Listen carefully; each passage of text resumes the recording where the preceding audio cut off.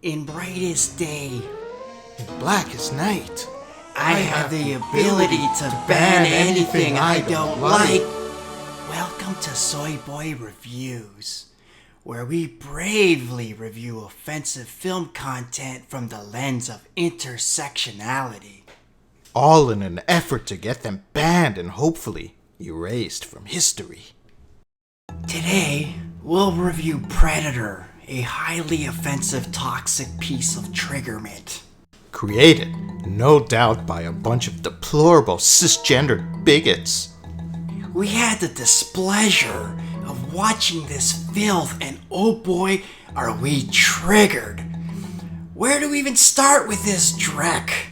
From the assholes who brought you Fox News comes another film encouraging gun violence, toxic masculinity, body shaming, and highly offensive language. Not a scratch, not a fucking scratch. You know whoever got you. The fuck? I needed a good 8 hours in my safe space after being traumatized by this racist, homophobic, white supremacist garbage that today's MAGA pricks call classic cinema. The film, if that's what you want to call it, begins with a ship hurtling through space that drops another smaller ship which enters the Earth's atmosphere. Clearly, the director is using this as an allegory for the current state on American immigration. I've never been so offended on the behalf of Mexicans. The far-right director would literally use an alien as a metaphor for illegal aliens. This predator is clearly an undocumented immigrant, but the director wants to reinforce his hate speech. This is where we cut to present day, with an elite task force of murderers. A chopper touches down and we see Dutch, a beefed up straight white male douchebag who smokes a cigar. Hey buddy, ever hear of a vape? It's healthier. This scene really turns me off. Even the music is too aggressive for me.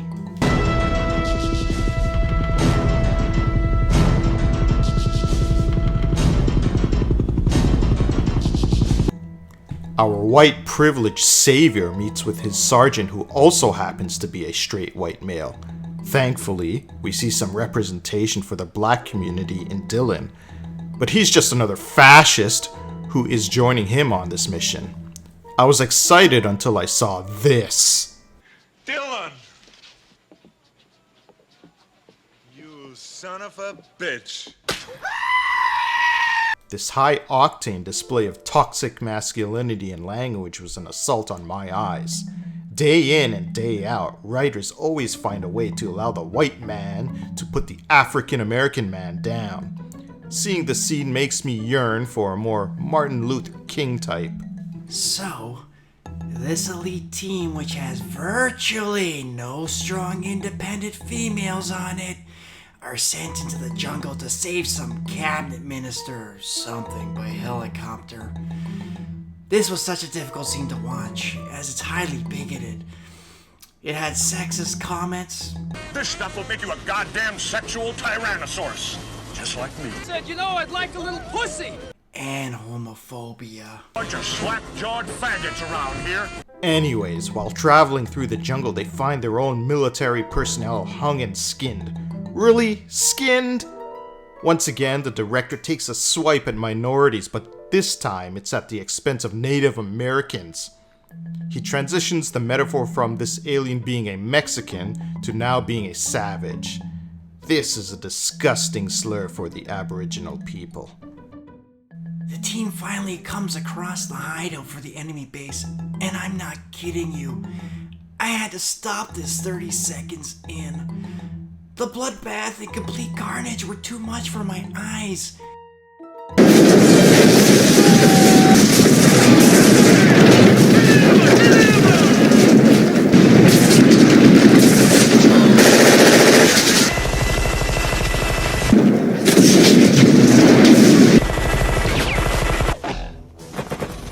Stick around. It took me 4 days with 1-minute intervals to watch this scene. The rescue team annihilates these poor South American citizens. I mean, it's a slaughter. There's even a part where Dutch asks one of his men to, Give me a way out of this hole. which is a complete reference to Donald Trump saying shithole countries. Finally, we get some female representation in the form of Anna, played by the fabulous, well-known, stunning, and brave actress Elpidia Carrillo. However, she never gets to shine as they make her look weak being manhandled by the men during the movie. The director doesn't want to call it as it is: sexual assault. And this does happen in the next scene. Anna tries to escape this toxic group of real predators and is chased down by Hawkins. Like in typical white culture, Hawkins attempts to rape Anna with no witnesses around, but is saved by this predator. Of course, they spin it in the movie to act like she just wanted it and was just being a tease. These assholes promote rape culture by blaming this on the undocumented immigrant and go out hunting for the real individual who saved Anna from years of trauma. Thankfully, the homophobic one is taken out first. Now, I absolutely abhor violence, but I definitely cheered here.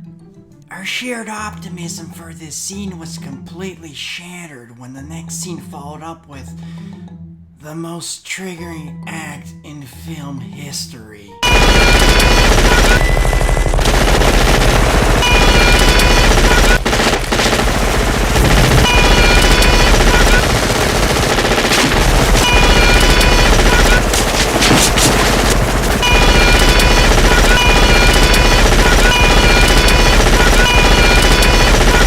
I swear, this movie must have been bankrolled by those scum at the NRA. This is why we need someone like our hero Beto O'Rourke to be a script consultant on future films. Let's get our AR-47s out of the hands of actors. Of course, from here on in, the movie is a boring snorefest as each man is taken out one by one. They dispose of the two black characters like a bad habit in the most gruesome way possible. The Native American, Billy, dies somewhere in the middle. His death scene is off screen and overlooked the same way Aboriginals are overlooked by society in general. Dutch is pretty much the last man standing here, and he presents a theory which holds absolutely no water, that the undocumented immigrant hunts for sport. This thinly veiled argument is completely absurd, as the undocumented immigrant is without a doubt defending itself. Anna is alive and well, but Dutch, being the misogynistic dinosaur he is, takes away her gun and her right to choose as a woman by giving her commands. Run! Go! Get to the chopper! Obviously, chopper is code for kitchen according to whoever wrote this travesty that passes for a script. Dutch is outwitted and outmatched, and it looked like his time was up. Which I thought was excellent, because I was so deeply offended by this movie, and I wanted it to end. Unfortunately, it didn't let up on the bigotry as Dutch put on blackface. That's right, blackface! There's only one time in my life where I may have been able to forgive this, but not here. Of course, the Predator doesn't recognize Dutch as he sees only an African American. The Predator assumes he's just an indigenous local relaxing by the lake and leaves. Dutch, whose character arc has completely reached a new low here, decides to use racism to his advantage. Dutch steals and culturally appropriates Native American technology, pretending that it's his own. Just like how that genocidal maniac Christopher Columbus stole their land. He sounds out a racist cry to lure the Predator to his booby-trapped hideout.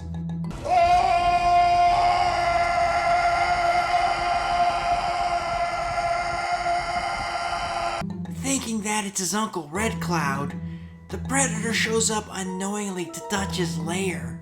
Here, Dutch uses the cover of darkness to launch an attack in the most cowardly fashion. Because the Predator is looking for a white German Nazi, he's unable to identify Dutch. Rather, all he sees is some black guy in the trees. At one point, Dutch falls into water and his blackface makeup is washed away. The Predator can now see him for what he really is, a white supremacist. In his infinite wisdom, the Predator decides to even the odds by taking off his weapons and mask to level the playing field. Clearly, the Predator believes in outcome of equality, and his planet has made great strides in making socialism work.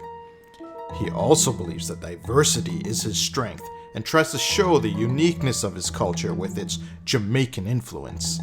Of course, Dutch's blood runs with racism, and he insults the peaceful Predator by body-shaming him. You're one ugly motherfucker. At this point, the Predator starts kicking Dutch's ass, and I'm elated with excitement. Each punch to the face felt so good. And if anyone deserves to be beaten and bloodied, it's a straight white man. But, like all good things, it had to come to an end when Dutch takes a cheap shot, nearly killing the Predator. Instead of letting the white man take his life, the Predator dies with honor by taking his own.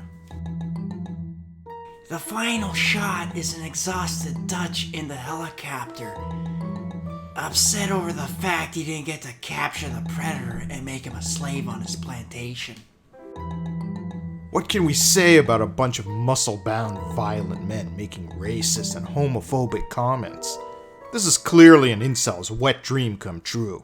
Surrounding yourself with guns, having one woman you can bounce around to get your rocks off, shooting at an undocumented immigrant because you say he's taking your job. We're aware they do try to make the cast more diverse with an Aboriginal and 2 African Americans. But let's face it, these characters have no arcs, as they're all killed off before the audience can learn anything about social justice.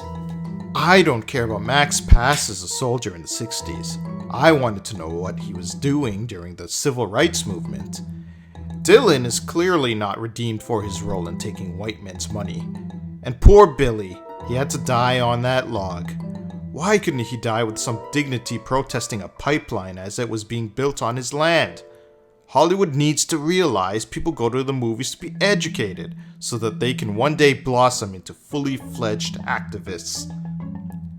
Dutch is your typical meathead who learns nothing about activism or decency. In the end, the director tries to project his vision of what constitutes real men. Well, I'll tell you something. Real men stand up to sexism, racism, xenophobia, and believe strongly in intersectionality. The camera work is clearly racist. It needed more shots of Anna and the minorities involved in the film instead of capturing toxic men and their body shaming. Simply horrendous, and as I mentioned before, much too aggressive and caused me anxiety. We give this 2 out of 10 soy milks only because it did manage to fit in one female character and a lot of straight men were killed. We also give it 10 out of 10 Molotov cocktails to get this offensive content banned and burned forever. Your silence is violence. Subscribe, like, and share to get this track banned.